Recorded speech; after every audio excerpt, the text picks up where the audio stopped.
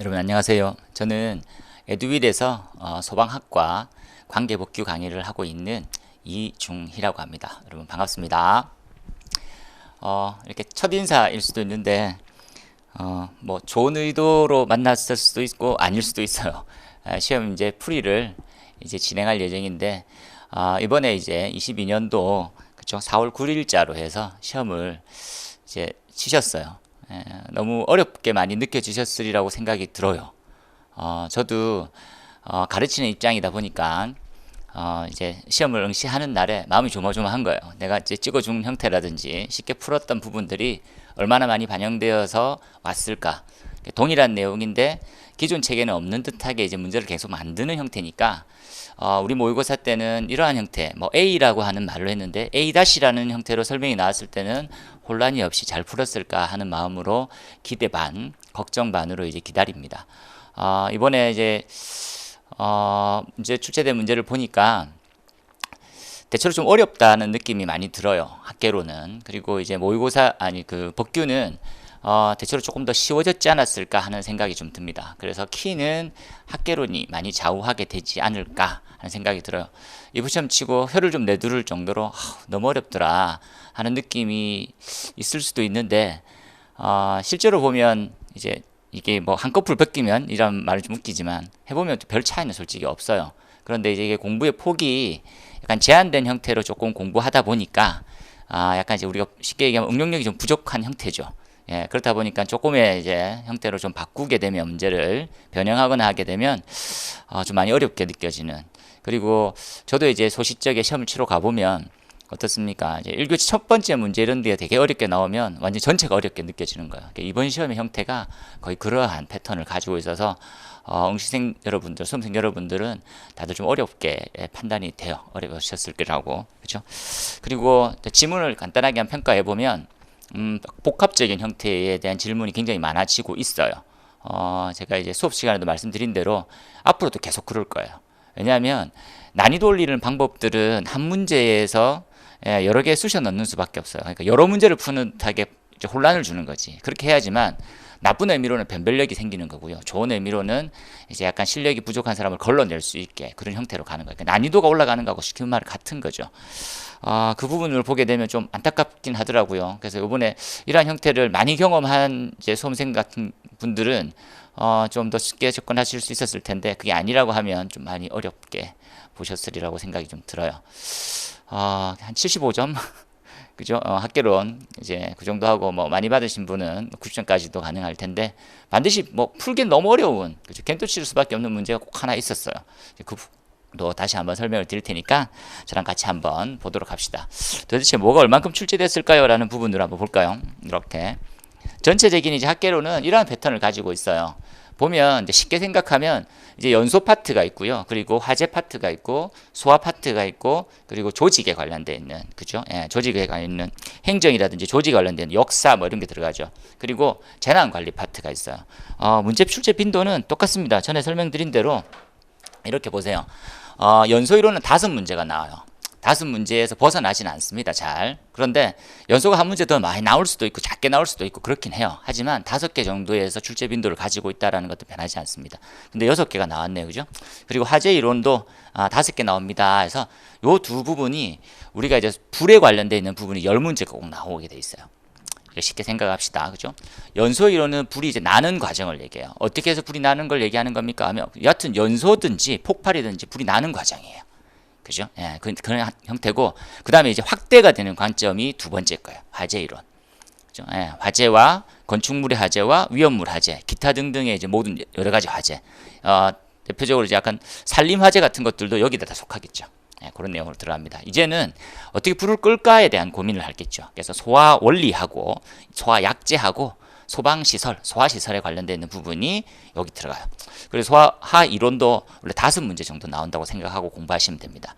그 외에 우리 조직이라든지 지금 역사라든지 하는 부분으로 각 한 문제일 수도 있고 역사에서는 한 문제가 나올 수도 있고 안 나올 수도 있고 조직에는 한 문제 꼭 나와요. 그런데 이번에 안 나왔어요.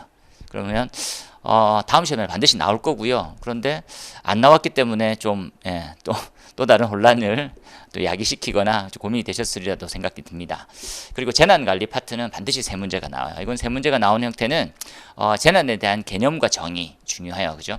그리고 우리가 재난관리라고 하는 부분은 딱 하나죠. 뭡니까? 재난관리라고 하는 형태는 예방, 대비, 대응, 그리고 복구하는 과정. 그 과정에 대해서 꼭 한 문제가 나오고 이런 개념이다. 그죠? 그리고 재난관리에 관련되어 있는 법률을 보면 여러 가지 기구가 많아요. 기구에 관련되어 있는 여러 가지 사항, 기구가 하는 일, 그리고 기구에 대한 위원장이 누구냐, 그리고 어느 범위로 지시하느냐 이런 부분들이 꼭 섞어가지고 세 문제가 나오게 돼요. 세 문제. 그 이번에도 그런 형태로 나왔으니까 참고해서 보시고요. 그 다음에 들어가 볼게요. 문제로. 문제 한번 보도록 합시다.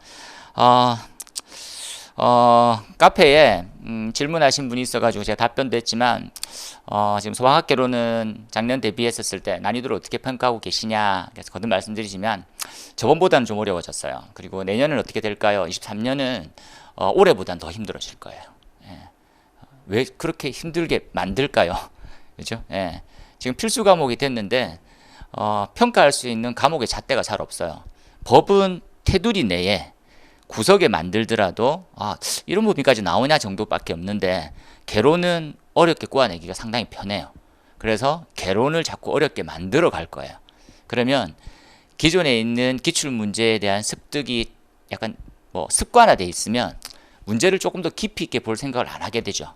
안 가르치게 돼요.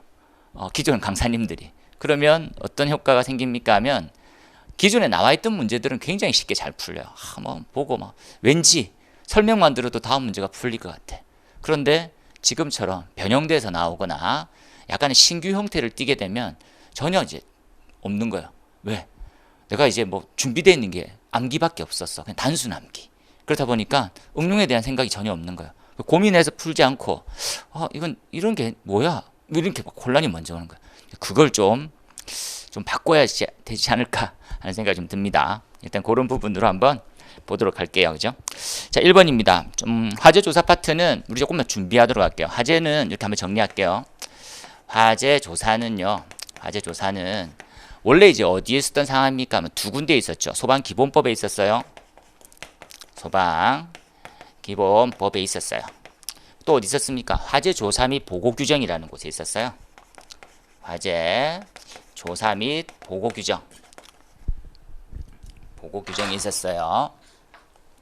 보고 규정 이렇게 있었죠. 그런 형태인데 기본법에서 날아갔어요. 어디로 날아갔습니까? 지금 약칭 화재조사법으로 별도로 분리됐어요. 화재조사법 이렇게 분리됐습니다.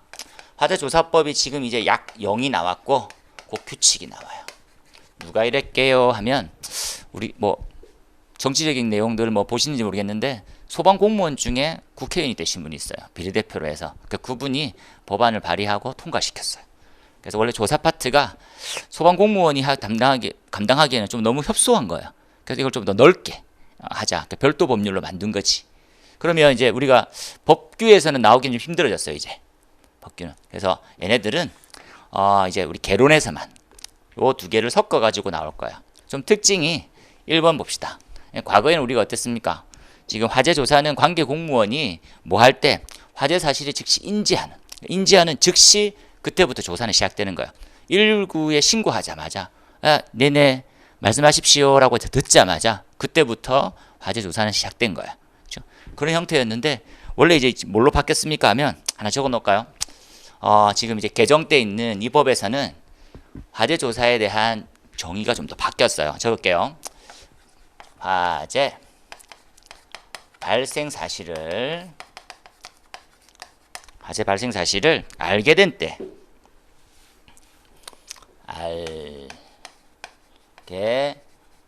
때, 그죠? 지체 없이 이 말도 하나 적어놔 주세요. 지금 우리가 기출 문제를 왜 풉니까? 내 친구 지금 확인하려고. 이번에 정말 잘 쳤으면 그렇게 하면 되고요. 내가 조금 아쉽더라 그러면 지금 치고 있고 지금 봤던 시험이 내년에 우리가 당락을 결정하는 형태 키로 갈 수 있어요. 좌표로. 그래서 체크해 주시고요. 그 다음에 설명으로 옳지 않는 거 찾아 놓으니까 화재조사는 강성을 띠고 약간 좀 뭡니까? 약간 강압적으로 보통 해요. 조사도 하고 부르고 증거를 제시하고 질문을 한다든지 하고. 프리즘이에요. 프리즘은 뭡니까? 보통 보면 이제 프리즘이 빛을 받으면 여러 가지 파장으로 해서 그죠? 색깔이 다양하게 나타나는 형태를 프리즘이죠. 그래서 뭡니까? 여러 각도로 조사하는 거예요. 자, 프리즘이라는 말은 다른 말이 아니고 여러 각도로 다각도로 조사를 해라 이런 개념이다. 그죠? 그 다음에 3번은 뭡니까? 건축물의 구조, 그죠? 건축 구조물 화재의 소실 정도를 입체 면적에 대한 비율로 한다. 이거 어디서 보나요? 체크해 볼까요? 우리가 말하고 있는 소실 정도, 소실 면적을 따질 때 입체 면적으로 따져요. 소실 면적은 뭡니까? 불 탔어. 얼마나 탔냐? 야, 몇 프로 정도 탔어? 몇 프로 탔는데 한 70% 이상 탄 것 같아. 아, 그래? 야, 그걸 갖다 우리는 전소라고 부르더라고. 전소 70%의 면적을 뭘로 따지는데 입체 면적으로 따져. 입체 면적. 그럼 입체 면적이 70% 이상이면 전소로 그럼 끝이나? 아니야. 왜? 70% 정도 입체 면적이 소실이 있더라도 또는 뭐 얘네들을 보수하고 고쳤어. 그래도 재사용할 수가 없어야지만 돼. 자, 보수. 그죠? 예, 해서 재사용이 불가능한 거. 재사용이 안 되는 것. 하나 체크해 두도록 할게요. 잔존 부분을 보수해도 다시 사용할 수가 없게 된 형태를 전소라고 부를 거예요. 다 탔어 이런 거지. 그러면요 30%에서 70%까지는 얘를 뭐라 부를까요? 그죠? 얘네들은 반만 탔어 이런 개념이죠. 반소. 그보다 좀 더 작게 타면요 30% 정도 타면 뭐라 부를까? 부분소라고 부를 거야. 부분소. 지금은 쓰지 않지만 현장에서는 아직까지 알고 있는 말일 수 있어요. 뭐가 있습니까 하면 즉소라는 말이 있어요. 즉소.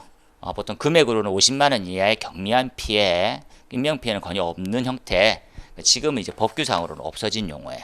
이 덩어리들이 소실에 대해서 우리가 나타내고 있고 이때 면적이 입체 면적으로 따지고 있더라. 이렇게만 조금 이해하세요. 그 다음에 답은 4번이 틀렸네요. 그죠? 옳지 않은 거. 원인 조사는 5가지가 있어요. 피해 조사는 2가지가 있고요. 도대체 너 무슨 말을 또 하는 거냐? 조사는 2가지를 봐. 화재 원인의 조사를 하고요. 또 피해를 조사를 해요. 원인 조사는 5가지가 있네요. 뭐가 있습니까? 불 났어. 발화에 관련돼서 조사를 해요. 어디서부터 불 났어? 이런 거지. 그죠? 그리고 발견. 그죠? 그 다음 또 뭐가 있습니까? 연소. 이렇게 있겠네요. 연소. 피난. 그리고 소방에 지금 나와 있는 소방시설. 방화시설. 이런 것들 있죠. 방화시설. 이런 형태를 5가지로 봐요. 그래서 뭐 발견이라는 것들은 초기에 통보를 어떻게 했고 초기에 소화를 어떻게 했는지 이런 것들도 나오겠지. 그래서 연소 상황, 피난 상황, 그리고 소방에 대한 방화 시설에 대한 상황을 조사하는 것을 화재 원인 조사 5가지라고 봐요. 항상 숫자를 표기해 두세요. 이유가 내가 지금 외운 게 암기를 다 한 거 맞는지를 헷갈릴 때는 5가지였지 쭉 이렇게. 그리고 피해는 사람에 대한 피해와 물건에 대한 피해가 있다. 그죠? 이렇게만 이해합시다. 그죠? 여기까지. 그래서 1번 답은 4번이 틀린 게 됐고요. 화재조사는 내년에 나오나요? 또 나와요. 또 나오니까 지금처럼 좀 넓어진 형태를 한꺼번에 물을 때 그죠? 이런 것들로 나오니까 준비해 두도록 하세요. 1번 답은 4번입니다. 자, 2번으로 가볼까요? 자, 2번은 기출. 이걸 제가 풀이할 때 이만큼 기출이 많이 되었고요. 답은 얘입니다 라고 보여주고 싶었어요. 이렇게 할게요. 자, 그 다음에 2번입니다. 2번은 기출은요. 이렇게 재난 및 안전관리에 관련되어 있는 법률, 또 재난관리라고 하는 통칭은 무조건 3문제가 나와요. 그렇게 이해를 하고 시작합시다. 재난관리 현장에서 수행하는 행동기관의 행동조치 절차에 관련된 걸 뭐라고 합니까? 절차는 이런 거예요. 불이 났어. 그러면 우리가 우왕좌왕할 때 우왕좌왕하고 사건 사고를 키우거나 피해가 너무 커졌어요. 그러면 이제 사건이 생기고 나면 유관기관들이 다 모여. 다음부터 이런 사태가 발생하면 너는 뭐 해. 그걸 갖다 우리는 매뉴얼이라고 불러요. 매뉴얼. 그래서 매뉴얼화 다 돼 있어야 돼요. 지금 뭐 최근은 좀 아니지만 세월호 사태도 매뉴얼이 다 되어 있어요. 그죠? 예, 마찬가지로 큰 재난이 발생하면 다음부터 이런 재난은 이러한 방식대로 일을 처리해야 된다. 그래야지만 최소한의 피해만 가져갈 수 있더라. 이렇게 이해하세요. 이 보기를 보면 개념이 먼저 서 있으면 상관없는데 우후죽순처럼 외우면 흐름이 좀 끊기게 되거든요. 첫 번째 위기관리 표준 매뉴얼. 얘가 제일 큰 거예요. 얘는 도대체 뭐 하는 겁니까 하면 적어봅시다. 재난관리 체계. 재난관리 체계하고요. 뭡니까 하면 기관이 뭐 하는 거. 임무. 기관에 대한 임무를 관계기관 임무를 역할을 갖다 결정해줘요. 관계기관의 임무 역할을 규정하고 있어요. 역할 규정. 이렇게 누가 합니까? 누가 하라고 그랬어요? 얘네들은 적을게요. 재난관리 주관기관의 장이 해요. 재난관리 주관기관의 장이에요. 봅시다. 장이해요. 그렇구나 이해하고요. 그 다음에는 두 번째 위기 대응 실무 매뉴얼이 있어요. 얘네들은 뭐 하는 겁니까? 얘네들은 작성 기준을 해요. 표준 매뉴얼을 어떻게 작성해야 됩니까? 라고 하는 부분들. 표준이 실무에 대한 작성 기준을 하고요. 실제 현장에서는 뭐 해야 됩니까? 이런 거야. 현장의 필요 조치. 현장 필요 조치에 대해서 나타내고 있어요. 그죠? 이 하위입니다. 하위. 위기관리 표준 매뉴얼 하위.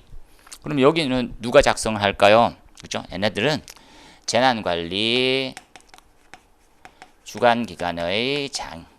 또 누굽니까? 라면 관계기관장. 관계기관장. 이렇게.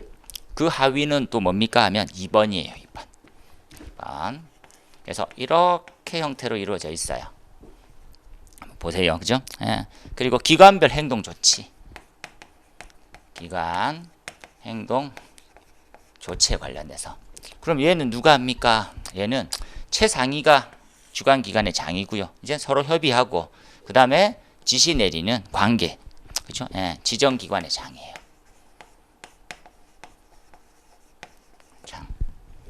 이게 제일 큰 상위고요. 하위로 되어 있어요. 그래서 기관의 행동 조치를 나타내는 건 뭡니까? 라면 2번이 돼요. 2번. 그래서 이 흐름을 순서대로 좀 보시는 게 필요해요. 위기 관리에 관련되어 있는 표준 매뉴얼, 그리고 대응 실무 매뉴얼, 그 다음에 현장 조치 행동 매뉴얼. 틀린 사람 별로 없으실 것 같아요. 행동 조치하고 행동 매뉴얼이라고 적혀 있으니까 보통 많이 맞으셔요. 그죠? 답은 몇 번입니까? 하면 2번이었네요. 이것들은 그냥 보통의 난이도로 보시면 될 것 같고요. 그 다음에 3번으로 가보도록 할게요.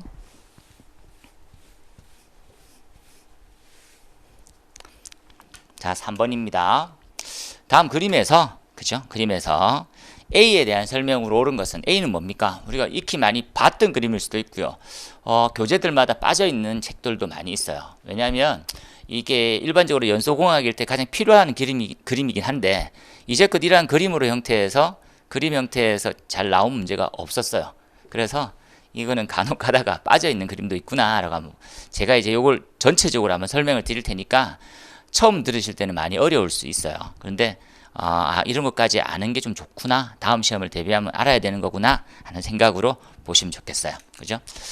기출됐던 거는 19년도에도 유사한 내용으로 나오긴 했어요.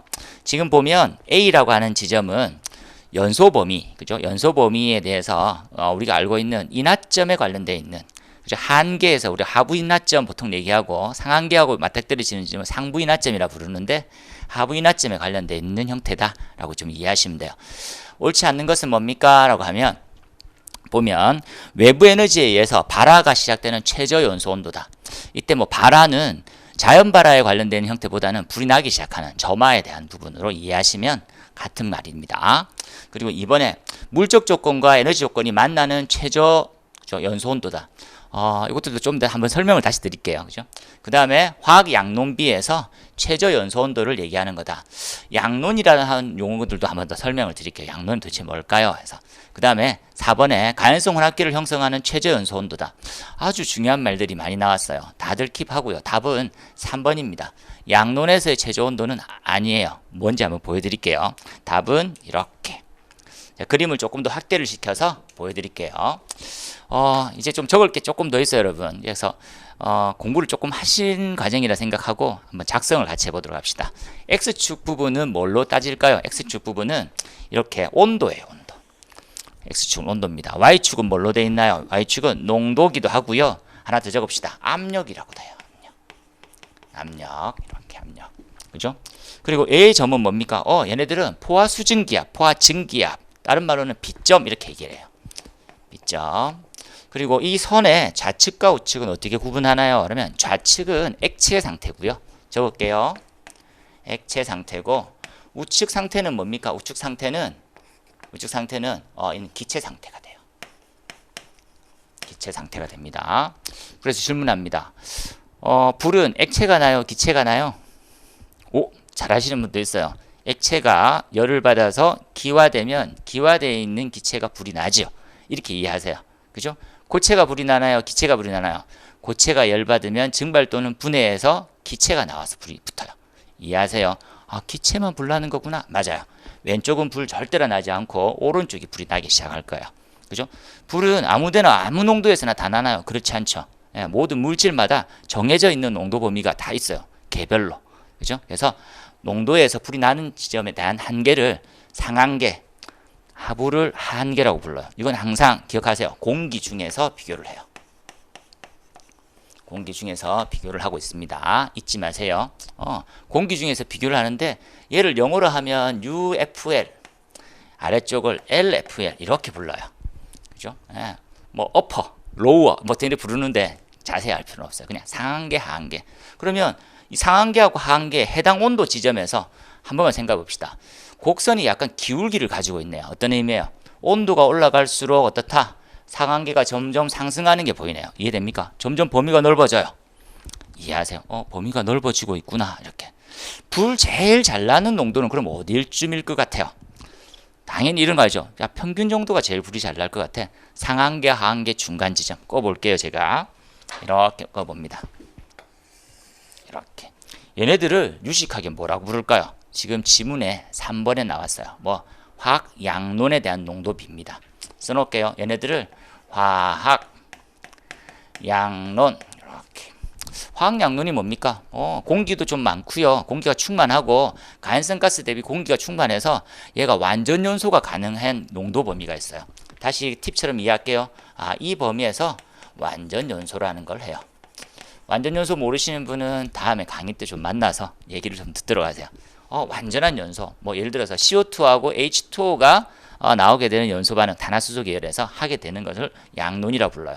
이 양론을 영어로는 뭐라 부를까요? 하면 영어 약칭이 CST 이렇게 불러요. 계산식도 준비하셔야 될 수도 있어요. 내년 시험부터는. 그죠? 이 양론이 가장 온도도 높아지고요. 연소가 가장 활발하고 좋아져요. 양론입니다. 그러면 질문. 상한계 위, 하한계 아래는 연소 현상이 전혀 없어지나요? 그렇지 않아요. 이때는 훈소의 형태를 띠게 돼요. 봅시다. 훈소. 이렇게만 좀 이해시킬게요. 훈소도 안 들어봤는데 그냥 넘어가세요. 괜찮아요. 그죠? 그러면 이 범위 내에서는 뭐가 있는 거냐? 화염이 있어요.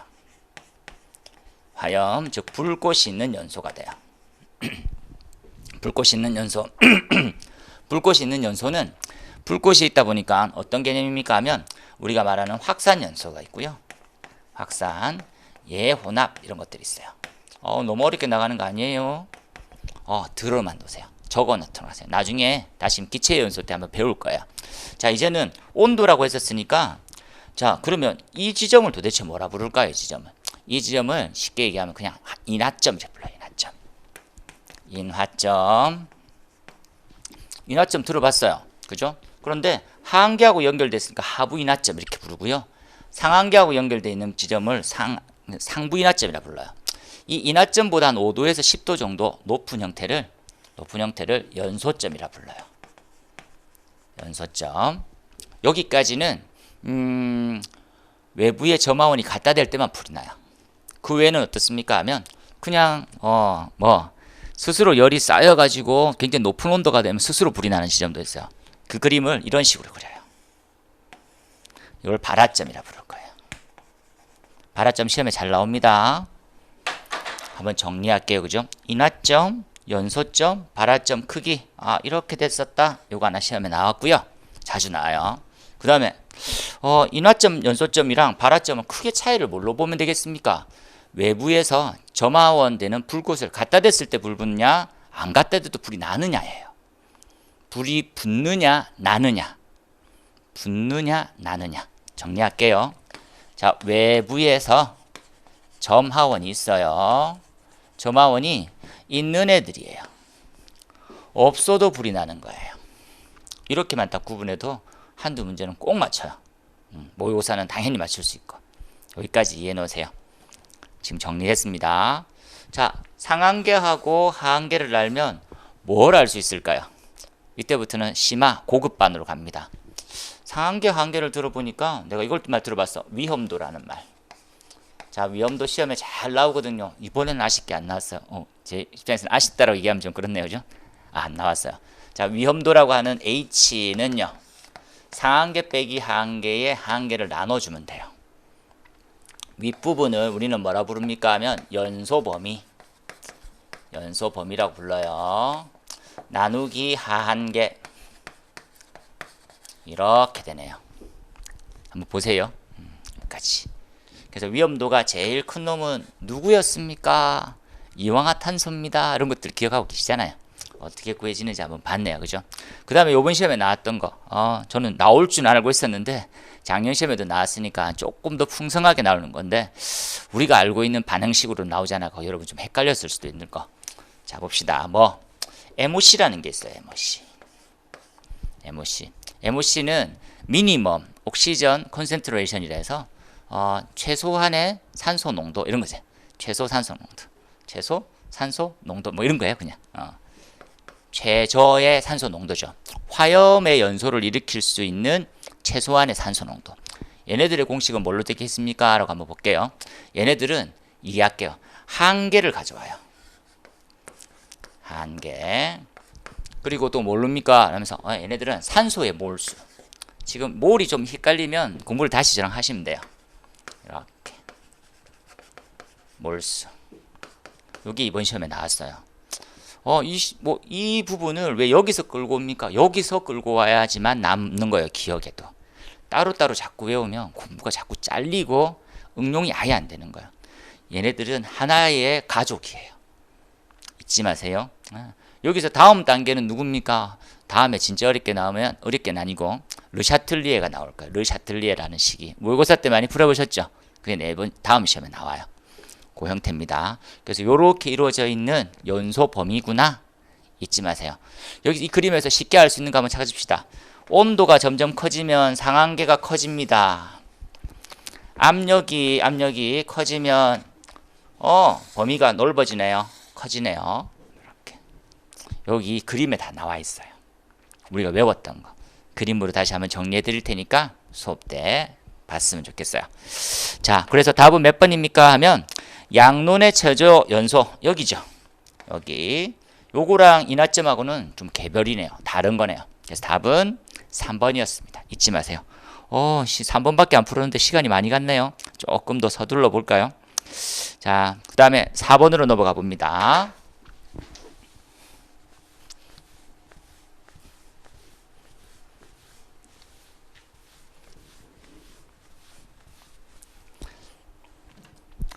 어, 4번은 4번도 이걸 이제 정확하게 이제 설명해 주시는 분이 잘 없어요. 예. 왜 정확하지 않아도 문제는 풀리거든요. 정확하게 설명이 좀 어렵게 느껴질 수 있는데 응용을 대비한다고 하면 차기 23년 또는 22년을 대비했다고 하면 준비하셨어야 될 내용입니다. 자, 가곡도는 뭡니까? 이런 거죠. 친구들 만나고 집에 들어오는데 소방차가 막 출동하는 거예요. 그래서 아는 지인이 야, 뭐 우리 동네 불났대. 그러니까 어디서 불났어요? 그러니까 저기서 불났대. 알고 봤더니 우리 집이 타는 거야. 우리 집이. 그래서 우리 집이 얼만큼 탔어? 피해죠, 피해. 얼만큼 탔어? 그러니까 소방하시는 분은 야, 니네 집의 가옥도가 얼마야? 이렇게 묻는 거야. 가옥도가. 가옥도라는 건 도대체 뭘까요? 얘네들을 그림으로 표현이 원래 돼요. 이렇게 만들어져 있습니다. 따져볼까요? 이거 많이 봤던 거예요. 똑같은 그림처럼 보이는 건데 얘네들은 뭡니까? 얘네들은 시간이에요. 시간으로 돼 있어요. 얘네들은 뭡니까? 최고로 올라가는 온도. 온도는 도대체 얼만큼 올라갈 거야? 이렇게. 그죠? 그리고 가연물이 잘 타는 것들이 있으면 강도가 엄청 세진다는 말을 써요. 그죠? 뭡니까? 화재 강도 이렇게 말 써요. 그죠? 그 다음에 여기는요. 시험 문제 자주 나왔던 놈들 체크해 볼까요? 화재 하중. 같이 쓰는 이유는 뭘까요? 같은 개념이니까 같이 쓰는 거예요. 봅시다. 시간. 하중이 클수록 오래 탑니다. 하중이 클수록 길어져요. 무슨 시간이? 화재가 지속되는 시간이 길어져요. 지속 시간. 이렇게 볼게요. 같은 말이에요. 같은 말. 그죠? 화재 하중이라는 공식 기억납니까? 4500A분의 뭐시기. 그거 다음 시험에 나와요. 이거 체크해 놓고. 그죠? 실제 그림은 화재의 어떤 성장과도 관련이 있어요. 그림을 그냥 대충 한번 그려볼게요. 이렇게 생겼어. 이거 보니까 기억이 나요. 자, 요 선을 가장 중요한 플래시오버라고 하는 선으로 쓰고요. 그 다음에 여기를 성장기라는 말을 쓰고, 여기를 최성기, 불이 꺼지는 감소기라고 보통 쓰죠. 예, 감쇄기라고 하죠. 그죠? 그러면 이만큼의 면적은 어떻게 구성되어 있습니까? 얘와 얘의 곱하기로 되어 있어요. 그러면 얘를 뭐라고 부르면 될까요? 얘의 정체가 가옥도예요. 니네 집 탄 만큼의 위험한 양. 봅시다. 가옥도는 뭘로 이해할까요? 피해. 우리 얼만큼 탔어? 피해. 피해는 뭘로 이루어져 있다고? 최고온도하고 지속시간으로 이루어져 있대. 최고온도 지속시간. 자는 최고온도 지속시간 이렇게 이루어져 있어요. 보세요. 최고온도하고 최고온도하고 같아지는 말은 뭘까요? 화재 강도래요. 화재 강도하고 같은 대비되는 말 뭡니까? 화재 하중이죠. 여기는 화재 하중 이렇게 돼 있어요. 되겠습니까? 이제 불 꺼야죠. 불 끄고 싶어요. 자, 불 끌 때 소화 측면에서는 어떤 말로 하면 이 관계가 형성될까요? 보면 얘네들은 주수율. 말이 어렵다, 그죠? 수업 때 자세히 설명할 겁니다. 그 다음에 주수시간.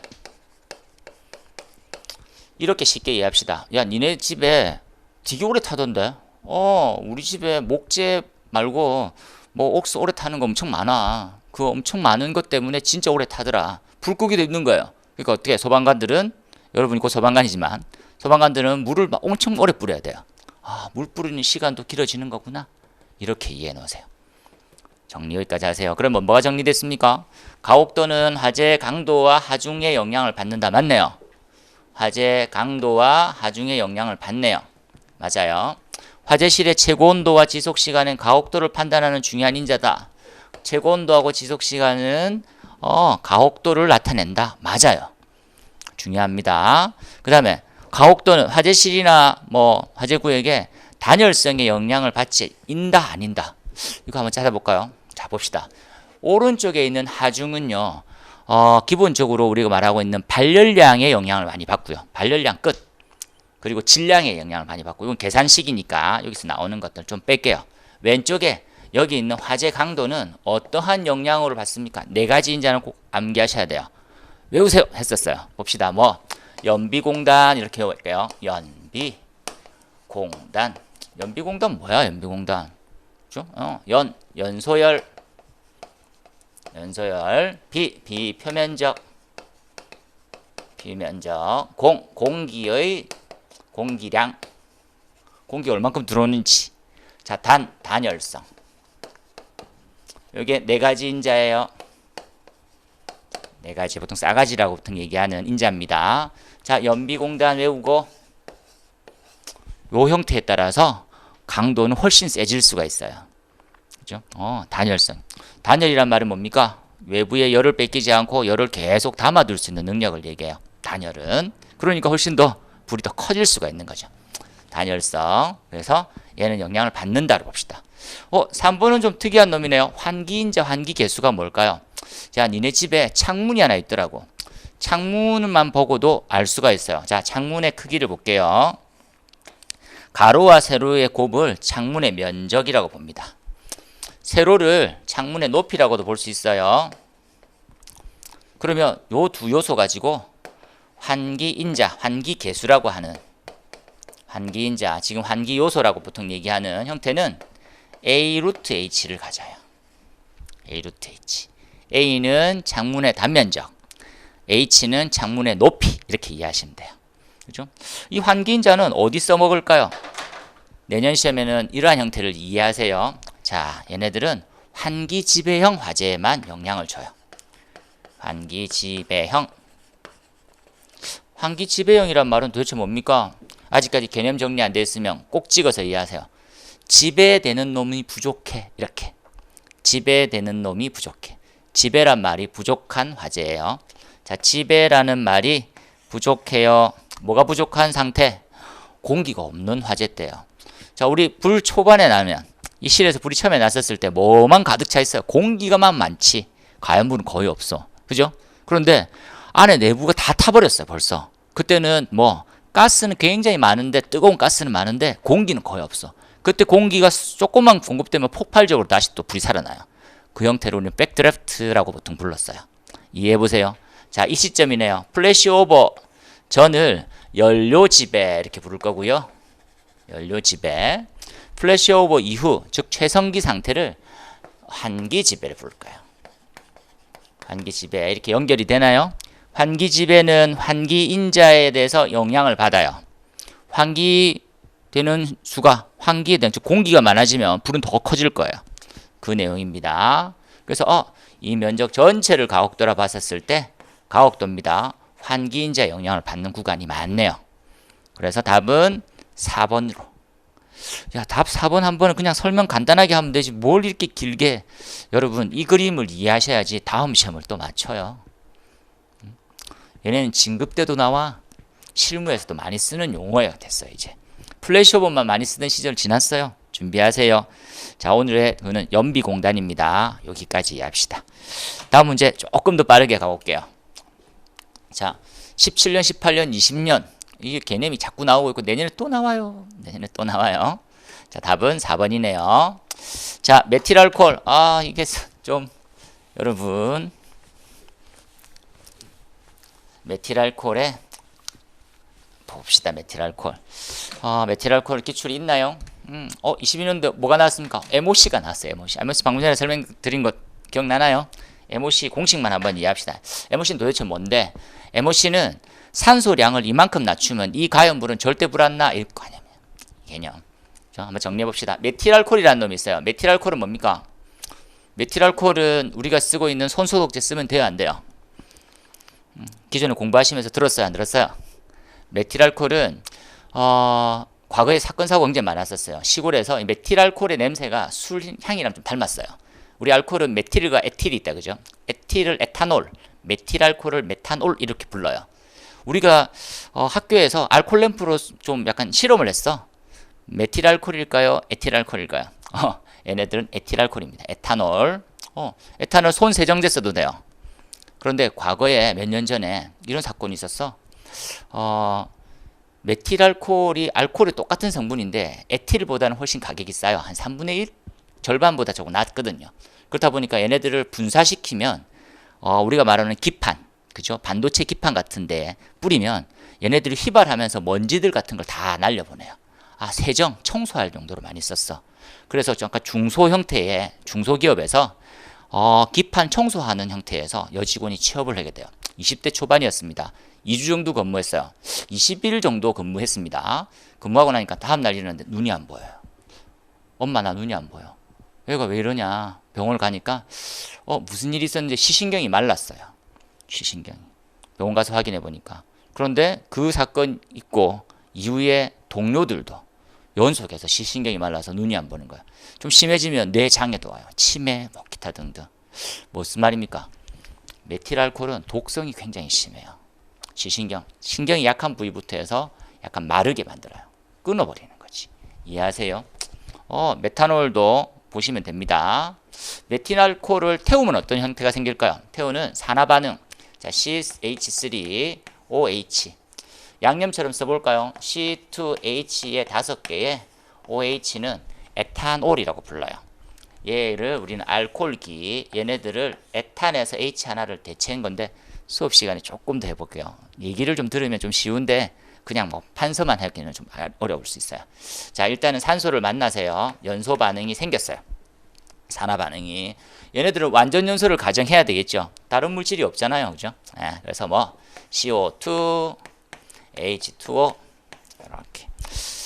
몰비는 연습을 좀 해서 암기는 안 하셨으면 좋겠어요. 다음 시험에 합격을 위해서라도 꼭 보세요. 자, C가 하나예요. C 하나 잘 됐네요. 그죠? H는 총 4개가 있습니다. 3개 하나에서 4개네요. 여긴 2개가 있으니까 2를 곱해주면 4개를 만들어주네요. 자, 우측에서 이제 산소를 공략으로 갑시다. O가 2개네요. 2개 됐어요. 2개네요. 됐어요. 자, 여기는 2개를 만들려고 했더니 한 놈이 더 있어요. 왼쪽은 몇 놈이에요? 3놈이네요. 3놈. 야, 3놈일 때는 어떻게 하면 좋겠어요? 일단 2를 없애버리고 싶어요. 나누면. 2가 2와 약분이 되면서 없어졌어요. 총 개수 총 개수. 여기는 하나 있고 여기를 몇 개 만들어야지만 4개가 되겠어요. 잘하시네요. 3개입니다. 이렇게. 다시 한번 정리할게요. 얘가 1몰. 얘는 2분의 3, 1.5몰.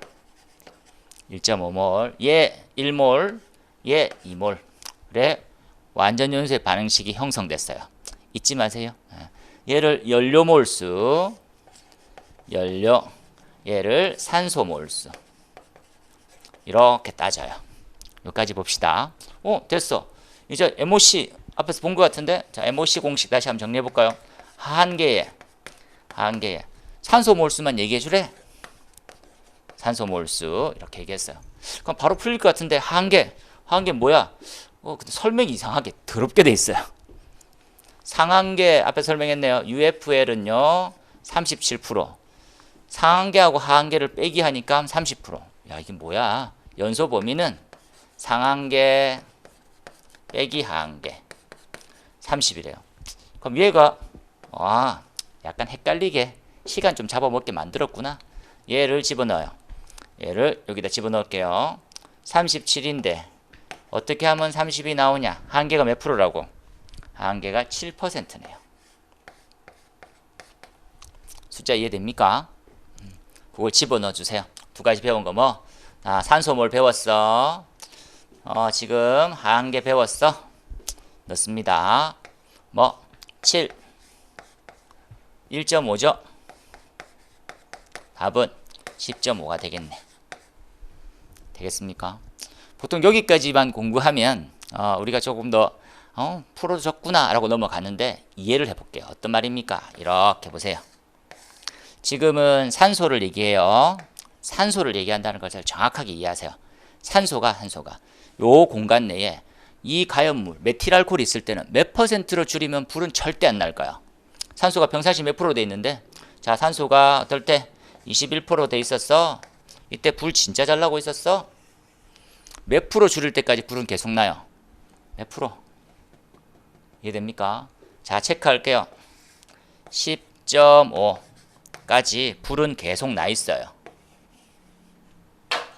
잊지 마세요. 여기서부터 불이 꺼진 거예요. 불이 꺼진 거예요. 불이 계속 나 있어요. 그래서 MOC 즉 보다 산소 농도가 줄게 되면 불은 완전히 절대 날 수가 없는 환경. 그 위로는 불이 나요. 아니, 우리가 알기로는 15% 정도 불 꺼지는 거 아닙니까? 모든 물질이 그렇진 않아요. 탄화수소에 열면 좀 그럴 수 있고, 지금 자체를 산소를 가지고 있는 놈들은 더욱더 산소 농도를 낮춰줘야 돼요. 그것들은 수업 시간에 좀 더 해봅시다. 그래서 답은 몇 번으로 정리되나요?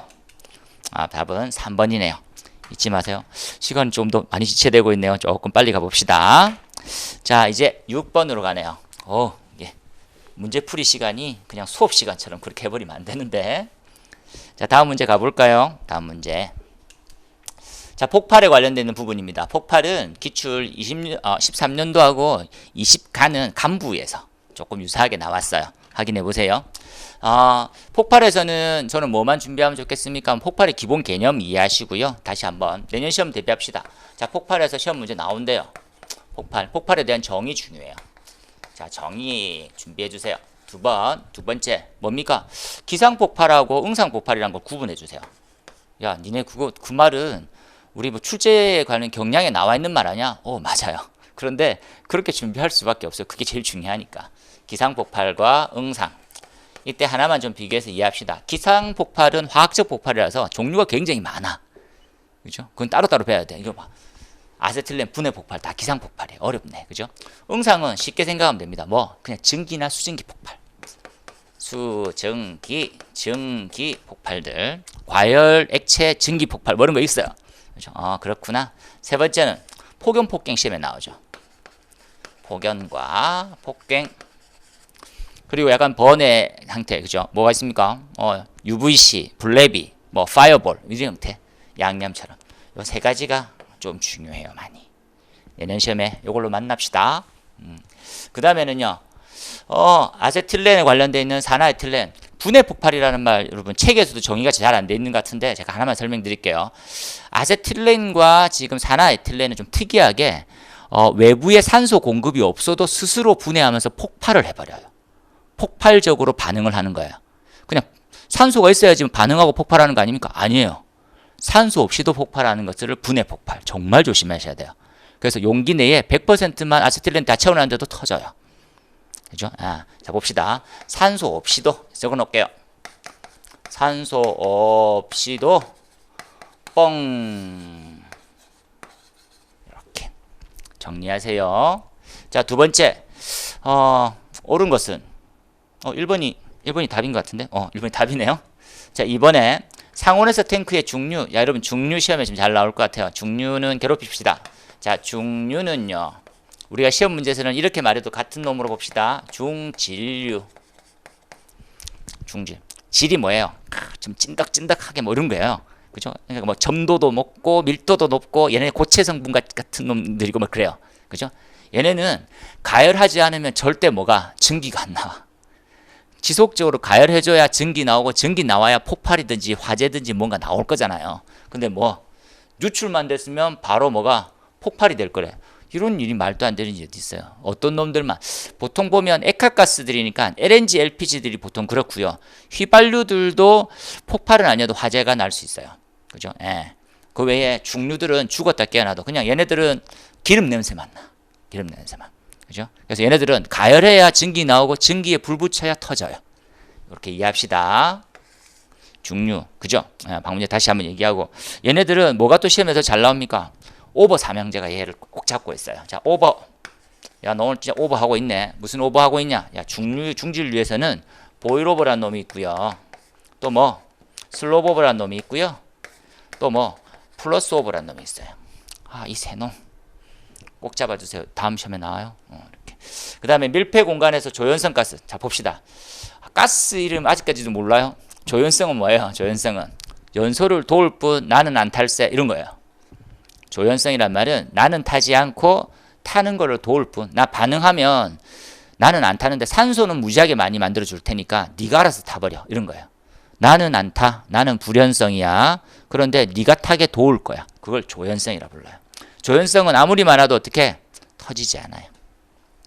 봅시다. 폭발범위라는 게 있을 수가 없어요. 산소 100% 있다. 터지나요? 아니죠. 안 터져요. 가연물이나 가연성 가스가 있어야지 터지겠지. 보시고. 그 다음에 4번에 다량의 고온의 물 속에서 투입됐을 때 고온, 뜨거운 물질을 물 속에 넣으면 순간적으로 우리 뭡니까? 대장장이들 보면 치 하면서 확 나오잖아요. 순간적으로 뜨거운 걸 물 속에 넣으면 엄청나게 증기가 많이 됩니다. 한 1600배 이상 부풀어 오르니까 순간적으로 증기 폭발이 생기는 경우도 많아 있어요. 고온의 로 같은 경우에는. 그죠? 갑작스럽게 상에 대한 변화가 생겼죠. 그죠? 얘네들을 뭐라고 봅니까? 증기 폭발이라고 보면 되겠지. 반응 폭주는 조금 다른 개념입니다. 반응 폭주는. 그래서 답은 1번으로 보시면 좋을 것 같아요. 됐고요. 그 다음에 7번을 가볼까요? 가연성 물질의 화재 시 소화 방법으로 오는 것은 여러분 요건 조금 좋은 상황일 수도 있는데 7번과 11번은 같은 놈이에요. 잊지 마세요. 7번과 11번 빨리 펴보세요. 제가 펴면 답이 바로 보이기 때문에 펴기 힘든데 여러분은 문제지가 있거나 기출의 형태가 있으면 11번 보세요. 11번 제가 잠깐 읽어볼까요? 위험물과 물이 반응할 때 발생하는 가스로 옳지 않는 것은 위험물 문제도 요거 봐야 되고요. 지금 7번도 봐야 돼요. 어떻게 정리하면 되겠습니까? 보세요. 가연성 물질의 화재 시 소화 방법들. 나 이렇게 정리하고 싶어. 이렇게 몇 가지는 칠 텐데 이렇게만 정리하면 됩니다. 자, 지금 나와 있는 물은 뭘로 볼까요? 물은 소화약제, 물 쓰기도 하고 CO2 쓰기도 하고 또 뭐 할로겐, CCl4 쓰기도 할 거예요. 이 3종 세트가 다 안 되는 놈이 있어요. 안 되는 놈. 걔네들을 금속 화재 이렇게 이해할게요. 이렇게 합시다. 왜 안 되는지에 대해서는 수업 때 다시 상세히 말씀드릴게요. 그죠? 예. 금속 화재, 물은 수소 나와서 탄소는 흑연 같은 물질인데 남으면서 계속 연소는 진행이 돼요. 태우면서 탄소 나오고 마찬가지입니다. 그래서 안 돼요. 지금 나와 있는 3번 안 되고요. 4번 안 되는 말 있습니까? 여기까지만 보세요. 그 외에 이런 물질들이 좀 많이 있네요. 걔네들이 삼류위험물에 있어요. 삼류위험물에는 뭘 조심할까요? 야, 물 닿으면 큰일 난대. 안 된대. 뭐가 나오니까 요것들로 다시 정리하세요. 그래서 여기 한 흐름으로 이렇게 정리를 하면 같은 문제인 것처럼 다 풀려요. 그런데 7번 문제 따로 따로 하면 헷갈려서 잘 안 풀리는 거지. 답은 몇 번입니까 하면 답은 2번입니다. 아세톤은 우리가 수용성이죠. 수용성이면서 가연성 액체라고 봐요. 그죠? 이 가연성 액체의 보통 특징이 뭡니까? 라고 하면 일반 포를 원래 기름 부른 포를 뿌려야지. 거품을 뿌려야 되잖아요. 그런데 뿌리게 되면 얘네들은 수분을 흡수해서 포를 깨버려요. 포가 없어져 버려. 파포라고 보통 부르는데 없어져 버려요. 자, 그 다음에 탄화칼슘이 있네. 탄화칼슘 CaC2 탄화칼슘 이렇게 되거든요. 탄화칼슘은 뭐가 나옵니까? 진짜 무서워요. 아세틸렌 가스 나와요. 물 닿으면요. 이렇게. 그죠? 또 탄화칼슘은 그죠? 우리 칼슘 카바이드라고도 보통 부르는데 이것도 좀 재밌는 게 있는데 나중에 한번 해보도록 할게요. 여기까지만 한번 보도록 합시다. 그죠? 답은 몇 번인가요? 답은 16년도에 나와서는 답은 지금 2번으로 보세요. 자, 그 다음에 8번으로 가볼까요? 8번 문제 매번 나오는데 계속 또 틀려. 준비 안 하고 있어. 물질 나오면 꼭 포기를 해. 언제쯤 위험물을 잡을까요? 8번입니다. 위험물에 대한 일반적인 설명으로 옳은 것은 나와 있네요. 그죠? 자, 1번에 연소 속도가 빠르대요. 연소를 할 수 있는 놈은 빠를 수 있지. 연소를 안 하고 분해하고 산소를 도와주는 놈들은 안 해요. 질산염류는 인류예요. 인류는 인류의 이름은 적을게요. 산화성 고체라고 불러요. 고체인데 얘네들 분해되면 산소 튀어나온단 말이에요. 그죠? 지금 나와 있는 연소가 빨라서 폭발적으로 연소한 놈은 가연물을 얘기해요. 가연물. 또는 오류위험물을 얘기하겠지. 자, 1번 아니에요. 삼류는 자연발화성. 자발. 또 뭐가 있습니까? 물 닿으면 나 진짜 뚜껑 열려. 가연성 가스 막 뱉어낼 거야. 금수성 형태입니다. 그죠? 황리는 맞아요. 황리는 맞아요. 그죠? 그래서 가열 충격 마찰에 의해서 산소가 발생하나요? 산소가 발생하는 놈은 산자가 붙어 있는 놈들만 돼요. 오류 플러스. 자, 얘네들은 1류하고 6류 그리고 또 뭡니까? 라면 오류위험물. 이런 놈들만 산소가 나와요. 2번도 틀렸네요. 2번도 틀렸어요. 황리는 맞고. 자, 3번에 사류위험물 제1석유류는 인화점 연소 한계가 낮아서 적은 양으로도. 그래서 사류위험물 휘발유가 왜 위험해요? 이런 거죠. 자, 지금 1석유류는 우리가 말하는 특수인화물만 그죠? 빼고 지금 1석유류라고 하는 것들은 우리가 말하는 휘발유를 얘기해. 휘발유. 그죠? 휘발유 콜로디움 많거든요. 이렇게 3번은 맞을 것 같아요. 4번에 오류위험물 자기 반응성이죠. 반응성. 유기가산화물까지는 좋아요. 유기가산화물 좋아요. 그런데 공기 중에 노출된다고 해서 불이 나나요? 그렇지 않아요. 공기 중에 노출되면 불나는 놈은 나 노출시키면 불나. 물 닿으면 불나. 뭐 삼류위험물을 얘기해요. 그래서 답은 몇 번입니까? 라고 하면 답은 3번이 되겠네요. 3번. 인화점하고 연소 한계가 낮아서 진짜 위험하죠. 인화점과 연소 한계가 낮아요. 아까 그림 기억납니까? 이거 그죠? 이게 진짜 낮대요. 진짜 위험한 거예요. 여기서 할 말도 많은데 한 말이 좀 길어지겠네. 자, 얘네들은 자주 나왔어요. 위험은 무조건 나와요. 무조건 나오니까 꼭 보세요. 그래서 답은 3번입니다. 9번 갑시다. 9번은 여러분이 속았어요. 9번 문제는 뭐에 속았습니까? 뭐 이런 말 있죠. 수원이 수위보다도 높이 있어요. 펌프가 수원보다도 높이 있어요.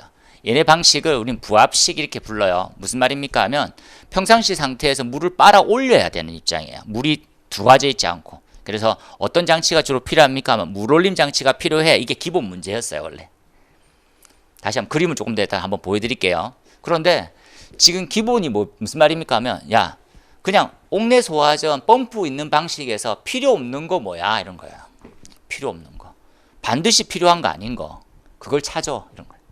자 봅시다. 기동용 수압개폐 장치가 뭐예요? 배관 내 압력이 떨어져. 뭐 어떻게 떨어집니까? 소화전을 누가 틀었어요. 소화전 트니까 배관의 압이 물이 좀 빠지면서 압력이 떨어져. 압력이 떨어진 형태를 감지하고 야 누가 틀었어? 내가 물 보낼게 하면서 펌프를 기동시키는 역할을 기동용 수압개폐 장치라고 하고요. 그리고 릴리프 밸브. 펌프가 그냥 아무도 안 쓰고 있는데 갑자기 미친 듯이 돌아버렸어. 돌면서 뭐 열을 막 내. 야 누가 돌렸어 씨라면서 열 내고 있는데 걔를 어떻게 열시킬 수 있어요? 물을 조금 빼주면 애가 열이 식어요. 물을 머금고 막 돌리고 있다가 물을 좀 빼주면 물 빼주는 역할, 과압을 해소시켜주는 역할을 릴리프 밸브라는 놈이 해요. 반드시 필요하겠네 펌프 보용으로. 그리고 세 번째, 야 뭐 전기 줘야 되잖아요. 펌프 그냥 생도나? 전기 좀 줘야지. 동력 제어반. 부압이라고 하면 반드시 물을 펌프에 채워둘 필요가 있어요. 그래야지 펌프가 혼자서 미친 듯이 안 돌아요. 펌프에 물이 좀 차 있어야지 밑에 있는 물을 끌어올릴 수가 있어요. 물올림 장치. 여기까지가 필요해요, 여러분. 볼 필요가 없었어요, 여러분. 헷갈리라고. 이런 말 필요 없는데 펌프 방식일 때 필수 조건은 뭐야? 없어도 되는 놈은 얘예요. 솔레노이드는 어디서 쓸까요? 두 가지만 지금 적어놓고 시작합시다. 자, 솔밸브는 스프링쿨러에서는 프리액션 밸브에 많이 써요. 자, 스프링쿨러 SP라고 적습니다. 프리액션 밸브 PV라고 적어요. 여기에 기동으로 많이 써요. 그래서 솔밸브가 작동하면 감지기에서든 수동이든 작동하면 프리액션 밸브가 작동이 돼요. 작동된단 말은 밑에 있는 물을 2차 측 비어있는 공간으로 채울 수 있어요. 물을. 그런 역할을 하고요. 또 어디다 많이 씁니까?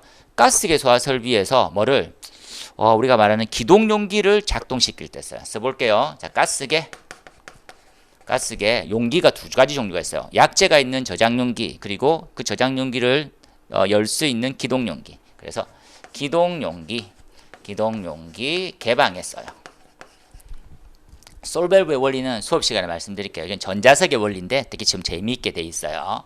요 두 개는 스프링쿨러 없다고 해서 펌프 도는데 뭐 지장 있어요? 가스기 안 해도 되지. 뭐 스프링쿨러 넣으면 되지. 얘네들은 번외입니다. 그래서 답은 기역, 니은, 디귿, 미음 이렇게 이해하시면 돼요. 기출은 16년대 유사하게 뭐 하나 나왔었는데 좀 직접적이진 않고요. 답은 4번이 됩니다. 리얼은 필요가 없어요. 자, 여기서 그림 한번 보고 갑시다. 그림. 자식 뭐 그림 보여준다더만 너무 뭐 작아. 이게 부압 방식이에요. 보세요. 밑에 수조가 있고 펌프가 있어요. 안 되겠나. 확대를 시킬게요. 더 확대는 안 됩니다. 여기 이제 수원 후드 밸브가 있고 스트레이너 주펌프 지금 설명 나온 것만 체크합시다. 뭐뭐뭐니 기동용 수압개폐 장치 펌프 돌릴 때 필요하네요. 자, 릴리프 밸브 필요하네요. 자, 그 다음에 동력 제어반 필요하네요. 전기도 줘야 되죠. 그 다음에 뭐 물올림 장치 필요하네요. 자, 봅시다. 수조가 펌프보다 밑에 있는 이 방식을 부압 방식이라고 보통 연대했어요. 마이너스 압력인데 말이 어렵거든요. 그냥 부압. 이렇게. 원래는 일반적으로 좀 큰 데는 어떻게 되어 있습니까? 정압이라 해서 펌프 옆에 수조가 있어요. 그래서 상시 물높이 차이 기준으로 펌프에 물을 채워두는 역할이어서 안전하게 운전할 수가 있어 펌프가. 지금 얘네들은 여기 물을 채워주는 얘가 필요해요. 그런 질문을 했어야 되는데 얘네들은 뭐 질문하다 보니까 말이 꼬이니까 엉뚱한 거 나온 거예요. 자, 여기에 솔레노이드 밸브 있어요, 없어요? 안 보이는데? 펌프 주변에는 안 보이네. 안 보이는 거. 그래서 답은 4번이었다는 거 잊지 마세요. 그림으로 보세요. 자, 그러면 한번 보고 갈까요? 솔밸브가 어떻게 생겼는지 사진으로. 이렇게 생겼어요. 이렇게. 솔밸브. 프렉션 밸브에서 쓰고 있는 솔밸브는 왼쪽과 오른쪽 타입으로 생겼어요. 어떻게 작동합니까? 그냥 솔밸브는 배관이 이렇게 연결시켜서 그냥 물이 좀 빠지게 만들 거. 눌러도 빠질 수 있게. 예, 마치 레바 돌리면 물 빠지게 만들어주는, 원래 전기적으로 동작되게 합니다. 동작되게. 자, 가스기에서는 어떻게 생겼는데? 가스기 이렇게 생겼어요. 가스기 얘를 기동용기, 조그만 용기예요. 기동용기. 여기다가 개방용으로 달려있어요. 이거 보입니까? 사각형처럼 크게 되어 있는 거. 그죠? 여기에 화재가 감지기 작동하면 침이 튀어나와서 동판을 깨부숴요. 그래서 가스가 튀어나오게 하죠. 그래서 기동용기를 열로 가지요. 이렇게. 그 다음에 10번 봅시다. 10번에는 이런 문제는 그냥 주는 문제인데도 많이 헷갈려요. 이게 좀 애매하거든요. 그죠? 보기가 또 두 개씩 골라라 이렇게 하는 거고 하나, 둘, 셋, 넷 미쳐. 말도 좀 애매하게 나와 있고. 핵심은 뭡니까? 재난 관리는 예방, 대비, 대응, 복구예요. 그죠? 그래서 예방, 대비까지는 재난 발생 전, 대응, 복구는 발생 후인데 어려워요. 예방은 조금 수월하게 볼 수 있게 자주 눈으로 익히세요. 그리고 대비는 직전이에요. 목전까지 왔어. 야, 지금 전쟁이 발발할 것 같은데. 야, 그럼 뭐 해야 돼? 전체적으로 뭐 할 계획 세우는 건 아니죠. 야, 지금 군비 물자 같은 것들 막 모아놔. 지금 그 앞에 포대 갖다 놔. 미사일 쏠 준비해. 뭐 이런 거잖아요. 그걸 따져봅시다. 첫 번째, 재난관리 기준에 대한 재정 운영. 그죠? 뭐 할 때 쓰는 겁니까? 이렇게. 대비 단계다. 그죠? 대비 단계. 그 다음에는요. 자, 이번에 재난 예보 경보 체계. 어떻게 뭐 이렇게 할 때는 이제 훈련하기 전에 이렇게 전달합니다. 이 신호가 나오면 이렇게 하시고 저 신호가 나오면 저 신호 평소에 훈련합시다. 이거 예방이죠. 그리고 종사자, 안전관리자들 교육을 사전에 시켜놓잖아요. 평상시 때 시켜놔야지 직전에 좀 더 빠리빠리 움직이고 발생하면 미친 듯이 움직여 줄 거잖아요. 그 내용들. 그래서 니은과 디귿이 예방의 형태고요. 그리고 기업과 리을이 기본적으로 보면 대비입니다. 대비는 비상경보 체계, 통신망 이거 많이 건드려요. 그죠? 보시면 되겠네요. 그죠? 그 다음에 11번 갑시다. 11번. 얘는 계속 나왔던 부분이고 엄청 많이 나왔고요. 그래서 답을 맞췄을 거라고 봐요. 자, 11번. 위험물이 물과 반응했었을 때 반응한 거. 지금 한번 뽕을 뽑아 드릴까요? 한번 말씀드릴까요? 아까? 한번 적어 드릴게요. 한번 적고 갑시다. 그냥. 이렇게. 이제 요거를 벗어나진 않아요, 여러분. 끝내세요. 자, 칼륨, 나트륨. 그죠? 삼류 위험물 중에 가장 큰 대표적인 예다. 그죠? 얘네들은 뭐가 나옵니까? 물과 반응하면 수소 나와요. 기억. 수소 나옵니다. 그 다음에 알킬알루미늄. 알킬알루미늄은 알킬알루미늄에서 트리에틸 알루미늄 트리메틸이 있어요. 이건 좀 이렇게 봅시다. 알킬인데 지금 나와 있는 트리에틸 보세요. 그 다음에 트리메틸 이렇게. 자, N은 에탄 C2H6, 메틸은 메탄 CH4 이렇게 나와요. 얘를 메탄, 얘 에탄 이렇게 나와요. 그 다음에 뭘 잡을까요? 삼류유물제 수소화물 잡을까요? 수소화물. 저 수소화 보입니까? 수소화물. 이렇게. 수소화물 뭐 나옵니까? 수소 나와요.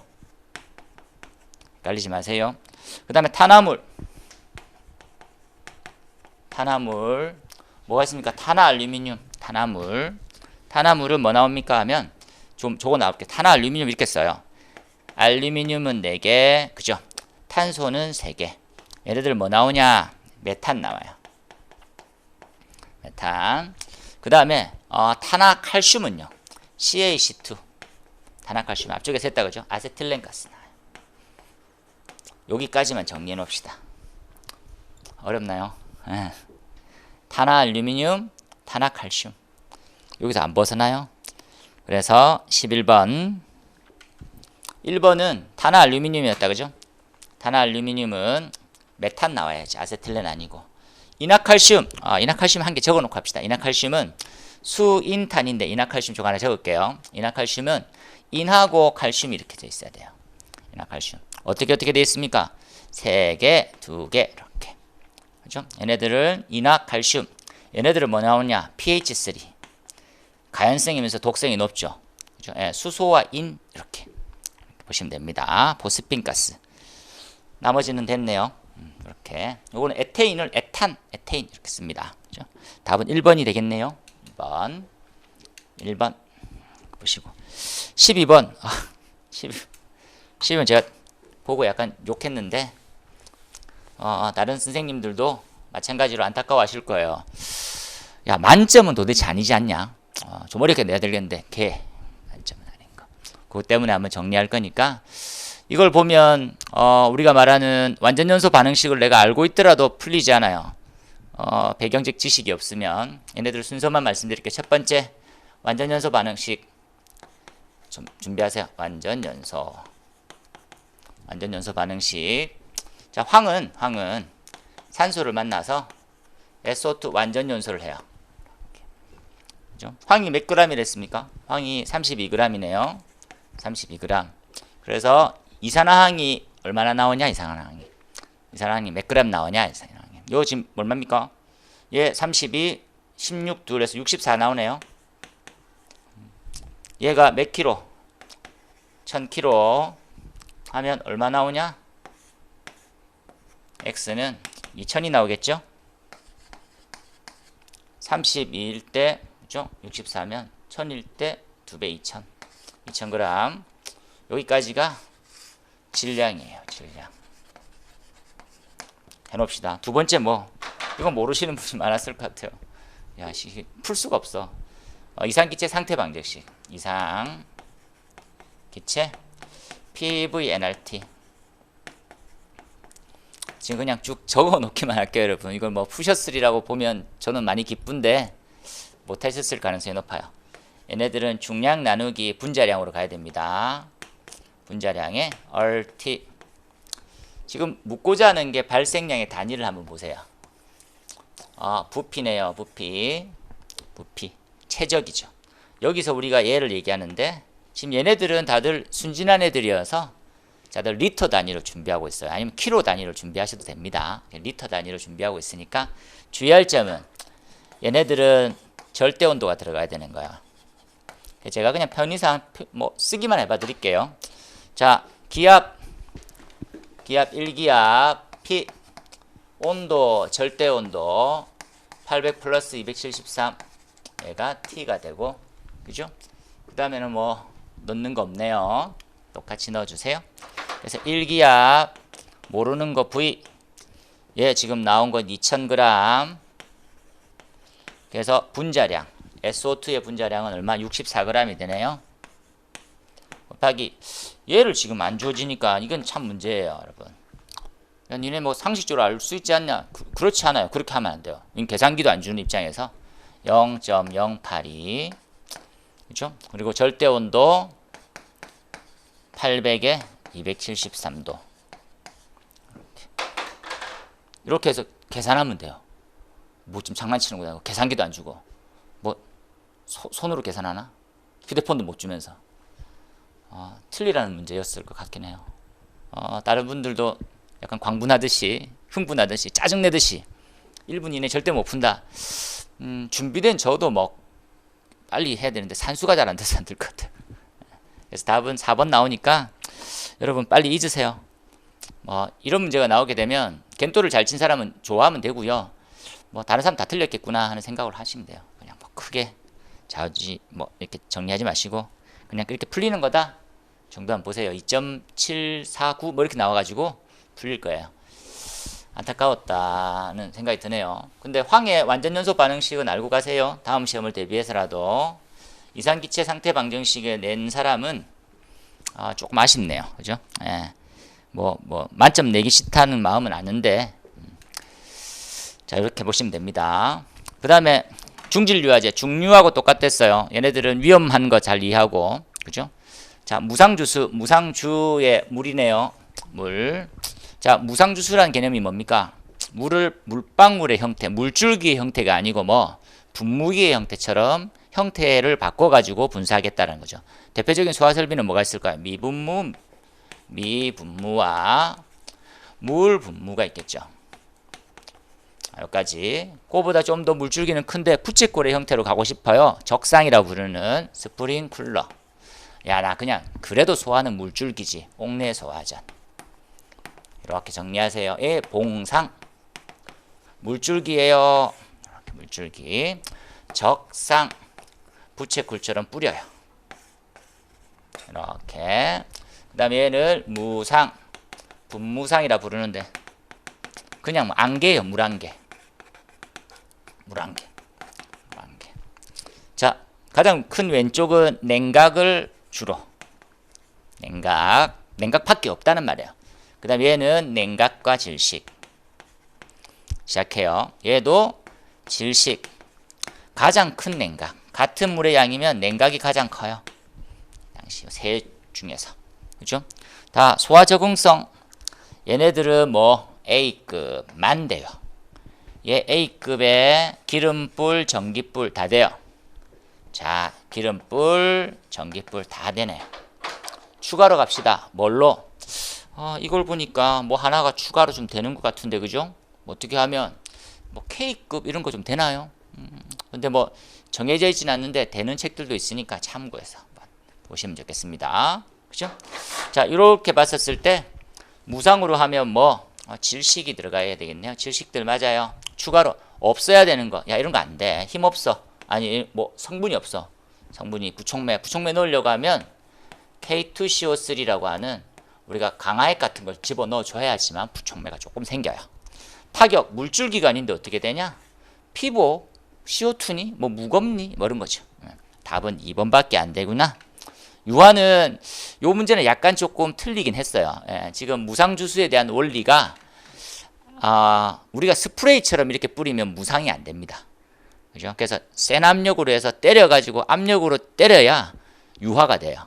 무슨 말이냐면 이 문제는 진짜 긁고 넘어지고 소송까지 만약에 간다고 하면 조금의 오류가 있다는 거예요. 다시 봅시다. 기름에서 유화, 에멀전 상태를 만들려고 하면 입자는 작게 만들고 힘은 줘놔야 돼요. 그래야지만 여기서 물도 아니고 거품도 아닌 것처럼 막 섞여버려요. 이렇게. 그런데 그냥 힘이 없이 그냥 물방울이 떠 있다. 그냥 얘네들은 그냥 그냥 떠 있는 물 밑으로 가는, 기름 밑으로 가는 거예요. 왜? 비중이 더 크니까. 다른 거지, 다른 거. 그래서 조구에 뭐 미분물을 이용한 또는 물분물을 이용한 무상주수를 할 때는 가능해요. 유화는. 그래서 뭐 그렇게 뭐 대다수가 맞출 거니까 넘어갑시다. 그래서 이 문제는 자, 이렇게 저번에도 나왔었고 답은 2번이네요. 13번으로 가볼까요? 13번. 재난관리 분산 방식. 아이고 못 찍었네. 재난 방식, 우리 재난 관리 방식은 분산과 통합이 있는데 우리가 삼풍백화점이 들어봤습니까? 삼풍백화점이 무너지니까 한 열 몇 개의 유관기관이 다 왔어요. 다 왔는데 똑같은 일을 서로 하려고 하는 거예요. 무슨 말입니까? 실적이 중요해요. 야, 예비군 대대, 군 부대, 경찰 대대, 뭐 민방위 대대, 뭐 또는 뭐 어떤 한 대회 와서 사람 하나 구하려고 막 다 덮치는 거예요. 그때부터 생긴 거지. 컨트롤 타워를 만들어서 아니 이건 관리를 해야 되겠다. 이러한 재난이 발생하면 누구의 소관인지 재난안 관리의 주관 부서 책임 기관을 정하고 요 두 부서가 뭐 서로 통합적으로 움직일 수 있게 가자. 분산되니까 너무 난리가 나는 거야. 서로 막 우리 거다 이렇게. 그래서 그렇게 짜지고 있어요. 지금 분산 관리에서 통합 관리로 가고 있어요. 분산은 어떤 특징이 있고 통합은 어떤 특징이 있을까를 한번 보면 되겠다, 그죠? 예. 그래서 답이 옳지 이렇게 나왔고요. 과거 나왔고 옳지 않는 것은 도대체 뭘까요? 이렇게, 그죠? 예. 분산 관리는 대응객이 각각 달라요. 따로따로 논다 생각하세요. 그죠?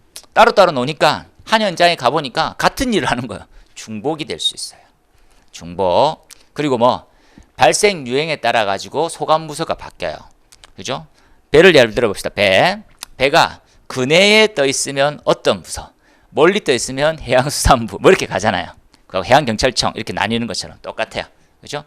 배가 어느 위치에 있느냐에 따라서 바뀌는 것처럼. 그 다음에 뭐 얘네들이 뭐 유사한이라는 거 없지. 분산, 유사 반대말이잖아요. 그래서 4번은 통합관리에 대한 뜻이다 라고 이해하세요. 맞추셨으리라고 봐요. 자, 그 다음에 15번 많이 중요하고 좋아하는 문제예요. 제가 일단은 얘는 선암기 후이에 선암기 달달 뭐 이런 것들 저 좋아하거든요. 어떻게 하면 좋겠습니까? 이렇게 정리합시다. 이렇게 보세요. 지금부터 동그라미 치는 건 무조건 작을수록 좋은 거예요. 자, 체크합니다. 자, 비열 작을수록 좋아요. 비점 작을수록 좋아요. 증발열 작아야 되죠. 이렇게 표면 장력 작을수록, 인하점 작을수록, 발화점 작을수록, 비중 작을수록, 융점 작을수록 끝이에요. 그냥 니네 가연물일수록, 그죠? 불이 더 잘 날수록, 연속도 빨라질수록 이런 형태를 다 통틀어서 기본적으로 얘네들은 작을수록 위험해져. 라고 이해하세요. 개별적인 거 다시 한번 설명을 드릴 텐데 그렇게. 여기 좀 특이한 거는 인하점, 발화점 이런 온도는 쉽게 불 붙기 위해서는 낮을수록 좋다는 건 나 들었어. 그런데 표면 장력이라고 하는 부분들은요. 표면 장력이 작으면 작을수록 비표면적을 크게 만들 수 있는 잘게 쪼개질 수가 있어요. 그렇게까지만 봅시다. 그죠? 표면 장력 약간 응집하는 개념이고요. 표면 장력을 잘 줄여야지만 약간 분산이 잘 돼요. 이렇게 분리가 잘 되는 거. 나머지는 체크하고. 연소율 클수록 좋고 연속도 빠를수록 좋고 압력은 높을수록 온도는 클수록 좋아요. 이것들은 좀 길게 설명이 돼야 되는데 그냥 그렇게 알고 가도 충분히 맞춰요. 자, 16번 갑니다. 답은 3번이네요. 자, 16번에 연료 노즐에서 저 역화하고 다 예상했었던 부분이잖아요. 그죠? 역화를 제일 쉽게 설명한 거예요, 지금. 역화 그림 한번 그려볼게요, 제가. 정상적인 연소에 대한 그림을 먼저 그립니다. 자, 정상적인 연소, 역화, 선화, 블로우프. 이렇게 보세요. 자, 정상적인 연소예요. 이렇게 딱 좋네요, 그죠? 예. 가스는 나오고 있는 분출, 그죠? 공기하고 가연성 가스가 섞여서 나가고 있는 중이고 바깥 공기하고 섞이면서 불이 나요. 이거 조금 한마디 더 설명을 필요한데 얘는 타고 있는 연소 속도, 얘네 둘이가 평행, 이 형태가 정상 연소 이렇게 와요. 타면서 식기도 하는 약간 설명이 있는데 그런데 연소 속도가 뭐 더 빨라지면 어떻게 될까요? 불이 기어 들어와요. 야, 불렀니? 이렇게 토치를 내부로. 그래서 쭉 들어가면 그냥 탱크까지 가버려요. 뻥 터져요. 그 다음에 분출 속도가 더 빨라요. 빠르면 어떻게? 불이 뜨기 시작해요. 이렇게. 외부의 바람의 힘이라든지 분출 속도가 더 많이 해요. 이렇게. 그러다가 꺼져버려요. 블로우프. 다시 합니다. 예, 정상. 예, 뭐 역화. 백파이어예요. 얘네들은 선화, 리프트죠. 블로우프, 오프. 이렇게. 요 두 개는 정리됐고, 황염은 어떨 때 발생합니까? 황염은 여러분 이렇게 먼저 이 공부를 잘 안 한 사람이나 약간 미흡한 설명은 이렇게 되는 거지. 우리 가스불 봤어요? 가스불이 어떤 색깔로 되어 있던가요? 휘죠. 밝으면서 뭐 청색빛을 띠고 있어요. 가스불은. 그래서 1200도에서 300도, 500도까지 올라가기도 하거든요. 그렇게 돼 있어. 근데 주변에서 뭐 우리가 그 분무기 같은 거를 뿌리거나 아니면 가습기를 해놓거나 아니면 쇠를 갖다 대거나 하면 갑자기 불꽃 색깔이 노란색으로 바뀌어요. 뭐 했단 말입니까? 차가워져서 식었단 말이에요. 이해됩니까? 차가워졌을 때 황염이 발생해요. 옐로우 팁이라고 하는 황염이 발생할 수 있어요. 자, 한번 잘 보세요. 그죠? 또 어떨 때요? 공기가 적을 때도 발생해요. 온도가 내려가거나 공기가 적을 때 황염이 발생해요. 3번은 맞습니다. 4번은 이건 좀 말이 어렵죠. 터뷸런트라고 하는 난류가 뭐냐? 흐름이 고운 흐름이 있고, 얘는 제가 이렇게 한번 설명드릴게요. 촛불부터 한번 붙일까요? 자, 촛불 잔치를 했어요. 이렇게 나이가 나오겠네. 촛불이 이렇게 생겼어요. 그죠? 이렇게. 근데 촛불에 불을 딱 껐더니 연기가, 가연성 가스에 대한 연기죠. 흰 연기가 불을 딱 껐더니 이렇게 움직여요.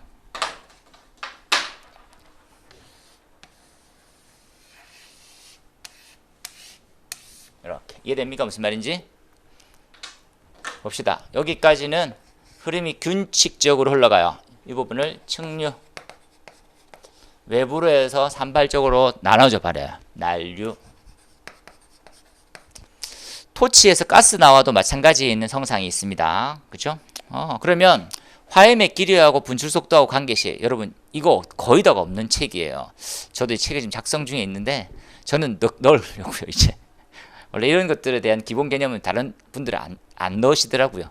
자, 보세요. 이렇게 20년도 나머지는 굉장히 중요한데 얘 때문에 여러분 헷갈렸을 것 같아요. 답은 몇 번입니까 하면 3번입니다. 리얼이 들어가요 안 들어가요? 자, 그림 봅시다. 모르는 엉뚱한 그림을 갖고 왔지? 보세요. X축은 분출 속도, 토치에서 토치 입구들이에요. 토치가 나오는 속도들이 점점 빨라지는 거야. 하지만 화염의 길이라고 하는 놈이 토치에서 나오는 속도가 빨라질수록 같이 빨라지는 구간, 이 구간을 측류. 아무리 토치 램프가 빨리 나와도 화염의 길이가 더 이상 변화되지 않는 구간, 난류. 말이 어렵네요. 하지만 시험 문제 보면 이렇게 봅시다. 이렇게. 난류에서는 확산 연소의 하염 높이는 분출 속도에 비례하지 않고 일정해요. 일정합니다. 일정하다. 여기까지만 합시다. 수업 때 약간 심하라고 해서 하나 더 가르쳐 드릴 테니까 이렇게 볼게요. 그 다음에 17번이네요. 아이고, 시간이 너무 많이 됐네. 17번 갑시다. 화재 피해 조사. 화재 피해 조사는 그죠? 소방 대상물 한 건에 대해서는 화재를 취급하는 기준에 대한 설명으로 옳지 않는 것은 한 곳에서 발생한 거, 누전이나 지진, 낙뢰 이런 거 있죠. 지금 3번, 2번, 3번은 두 개소, 여러 개를 봐요. 그죠? 여러 건이지만 한 건으로 보는 거. 2번, 3번. 4번은 동일 범엔 두 개 이상 불내도 한 건. 같은 장소에서 두 명 이상이 불내는 방화범위 두 놈 이상이라면 두 건. 이렇게. 세 놈이 불내면 세 건. 이렇게. 나머지 하나는요. A 지구에서 불이 났는데 불이 타고 옆집으로 옮겨가서 지구가 딴 데로 옮겨갔어요. 그러면 관할 지역 거 최초의 불난 건에서 한 건으로만 산정하는 거 잊지 마세요.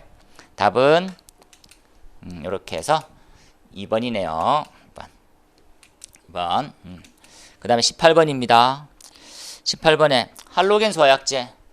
할로겐 소화약제는 여러분 약제는 이렇게 공부를 시작하셔야 돼요. 약제 적을게요. 이렇게만 봅시다. 약제는 소독한 물안경으로만 해주세요. 소독한 물안경. 자, 쉽게 설명할게요. 소화 성능은 좋아 안 좋아? 소화 성능 좋아야지. 독성 있어 없어? 없어. 환경에 오염시켜 안 시켜? 환경 영향성. 물성은 어떻게 돼? 얘네 다른 거 섞어도 돼? 안 섞어야 돼? 안정적이야? 안정성. 비싸 안 비싸? 경제성. 이렇게 형성돼요. 독성은 작을수록 환경 영향은 작을수록 좋죠. 이 세 덩어리가 다 환경 영향이에요. 자, 지구 온난화는 GWP라고 하고 낮을수록 안전한 좋은 가스고요. 그죠? 그 다음에 오존층은 ODP라고 부르죠. 낮을수록 좋아요.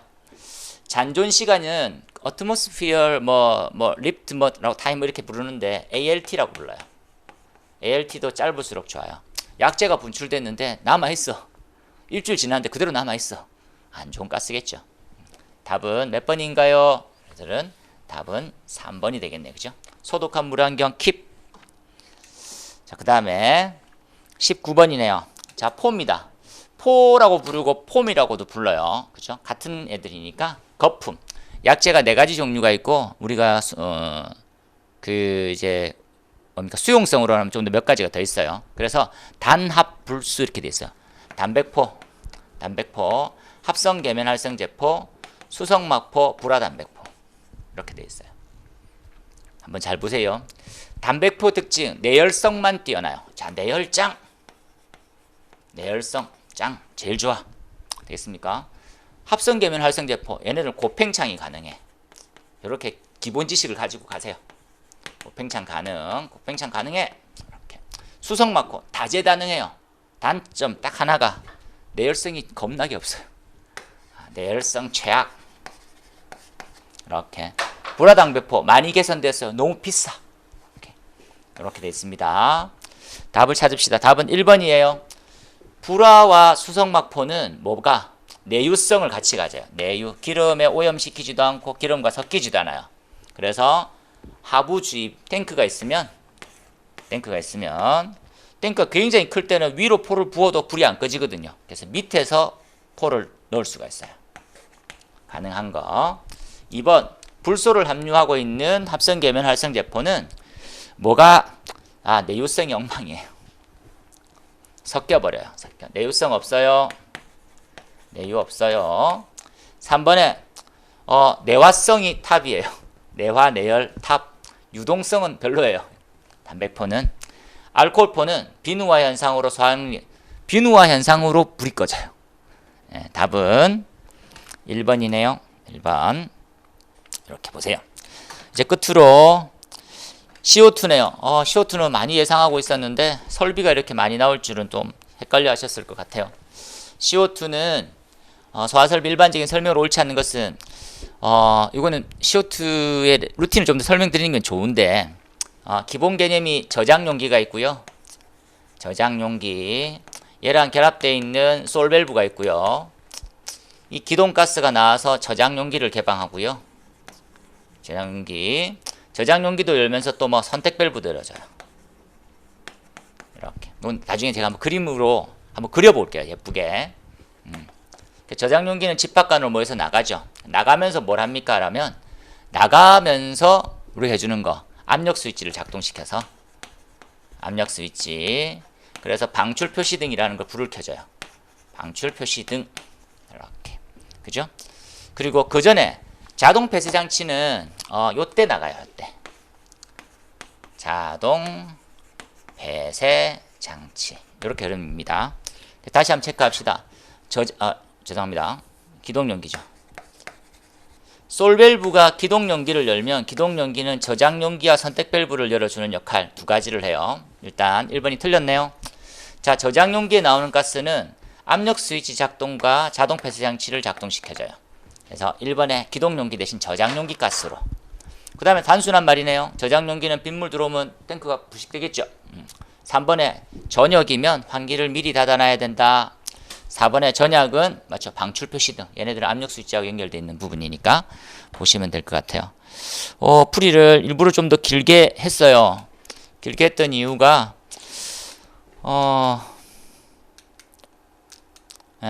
요거 잠깐 그림 한번 볼까요? 여기 이제 선택 밸브고 기동가스가 열리게 되면 선택 밸브 동관을 통해서 열어주고요. 그죠? 그리고 기동용기들 여기 있는 요게 이제 니들 밸브라고 저장용기 머리에 있어요. 이거 다 열어줘요. 그럼 가스들이 요 굵은 관, 집합관으로 다 모여 노란색 관에 집합해서 불 끄러 가요. 야, 어디야 불 끄러 가면 되냐? 이런 식으로. 가면서 그 가스가 나오고 있으니까 실 밖에 이렇게. 내부에서는 사이렌 나가고요. 바깥쪽에서 이렇게 불이 들어왔어. 소화가스 방출 중이니까 들어오면 다이에요. 이렇게 표시해 주는 거. 한번 보시라고. 좀 길게 설명해서 죄송해요. 그죠? 예, 보통 보면 한 20분, 30분 정도로 짧게 설명드리면 좋은데, 공부 방향성을 좀 잡으세요. 여러분, 지금 난이도는 높은 편이 아니에요, 솔직히. 야, 더럽게 어려워갖고 다른 시험 준비할래. 그런 게 아니라, 지금 상태보다는 조금 유사하게 약간 난이도가 있어요. 그래서 기존에 공부했던 게 조금 부족하구나라는 생각이 들어서 이왕 시작한 거, 앞으로 시작할 거 조금 더 집중해서 조금 난이도를 올려서 시작하시는 게 훨씬 좋지 않을까 하는 생각으로 설명을 조금 더 길게 하고 이 정도 배경을 알면 훨씬 더 수월하게 풀립니다까지 말씀을 드린 거예요. 야씨 이렇게 어렵게 나올 거니까 니네 될 놈들만 덤벼 이런 게 아니고 그래서 조금씩 단계를 밟아가는 게 좋아요. 그죠? 요 첫 스타트 부분에 요 좀 QR코드 찍으시면 제 개인 카페도 가고 우리 이제 에듀윌 쪽도 질문하시면 또는 소방꿈 하면 제가 답변 친절하게 해드릴 테니까 저랑 같이 23년 합격하러 갑시다. 일단은 소방학개론 지금 모의고사 기출문제 풀이 마치도록 할게요. 고생 많으셨습니다.